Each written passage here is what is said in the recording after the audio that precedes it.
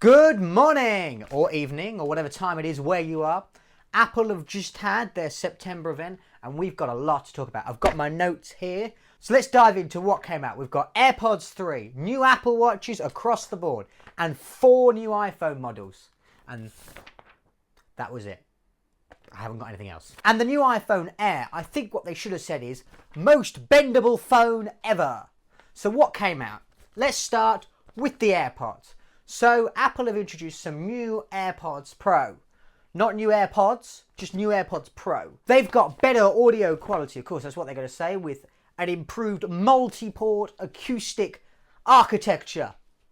They've added more holes in them. Okay. 2 times better than previous generation active noise cancelling. So now you can turn your friends off even more if you want to.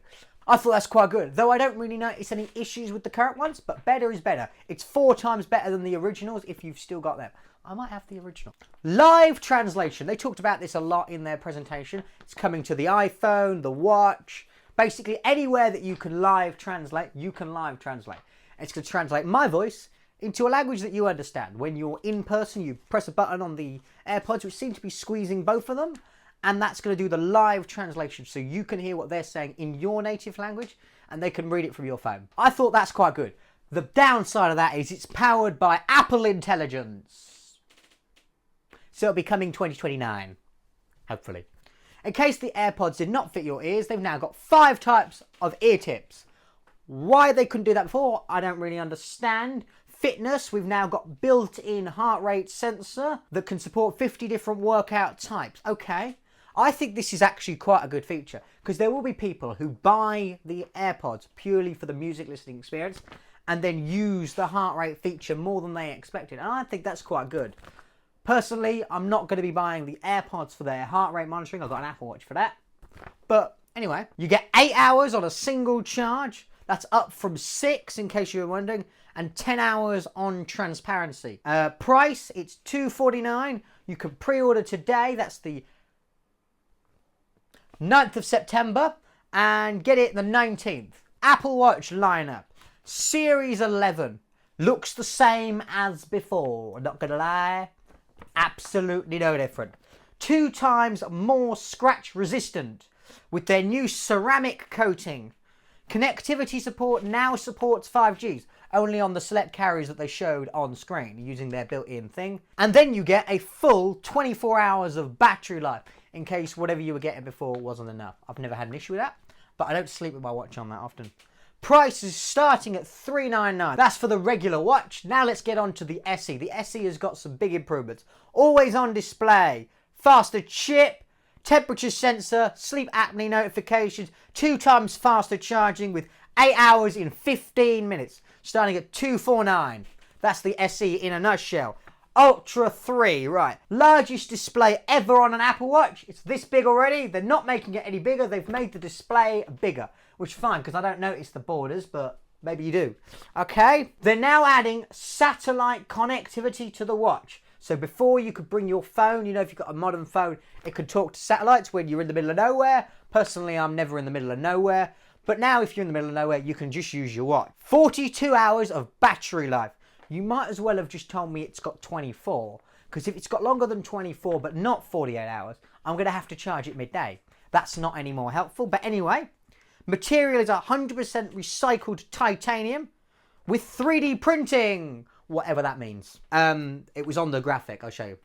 Starting at $799. Okay, that's covered the Apple Watches. Now on to the iPhone lineup. iPhone 17, 6.3-inch ProMotion 120Hz display, 3000 nits. Ceramic shield on the front and back glass. So it's no longer glass. That's what they said. 3 times better scratch resistant. A19 chip with improved neural networking to support Apple Intelligence when it finally comes out. Camera, 48 megapixel dual function system. I think what that actually means is the camera can adjust its depth dynamically by actually moving. I think that's what they're trying to say. For the front camera, they've actually done something new. They've added this center stage feature. They've made the sensor square so you can get both landscape and portrait photos at the same time. It looks quite neat. but why don't you just rotate your phone? But I don't know. I do agree, holding it like that is better and easier to hold. So now you could just take your landscape photo like that if you were into that. Price starting at $799. iPhone Air, the thinnest iPhone ever, minus the camera hump. Made from space grade titanium, whatever that is. But anyway, it's got a 6.5 inch ProMotion display, protected by ceramic shield 2, front and back. It does look quite thin though, it's paper thin. I want to say it's like 5 point something, they did tell us earlier. But it is really thin, it looks great. Chips, it's got a lot of Apple's chips in it. It's got the A19 Pro with the new GPU neural acceleration. Apple's designed N1 chip. This is their network chip doing all the wireless. So you've got Wi-Fi, Bluetooth and Thread support, which I thought was great. And then you've got their C1X modem, which is their new modem. You might have heard about the modem that came out on the iPhone 16e. That one was quite good, but this one is even better. They seem to have put all the technology in the expanded phone bar. So this bit is where all the technology is. So all of this just becomes battery. And to be fair, they've done a reasonably good job of that. I liked what they've done. It looks nice, though when you put a case on it, the fact that it's slimmer doesn't seem to matter. You're not going to be that bothered. They might as well have made it thicker. And that price starts at $999. The iPhone 17 Pro. Basically, what they've done to the Air, they've done to the Pro, but made it thicker. So you've got an aluminum unibody with vapor chamber. So don't worry, in your really expensive £1,099 phone, you've now got some liquid in there to cool it down.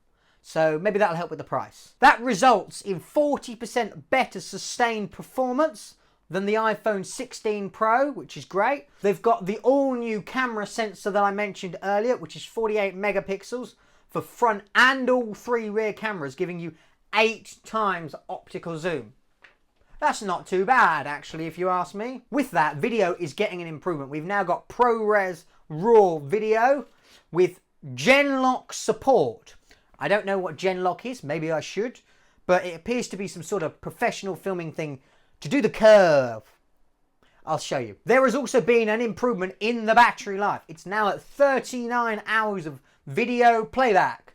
Of course, that's what we primarily use our phones for these days, I guess. Scrolling TikTok. Up to 2 terabytes available. Apparently that's new. I thought you could get that before. Might have been 1 terabyte. But anyway, this starts at $10.99. So, not that bad. Going up to $11.99 if you want the Pro Max.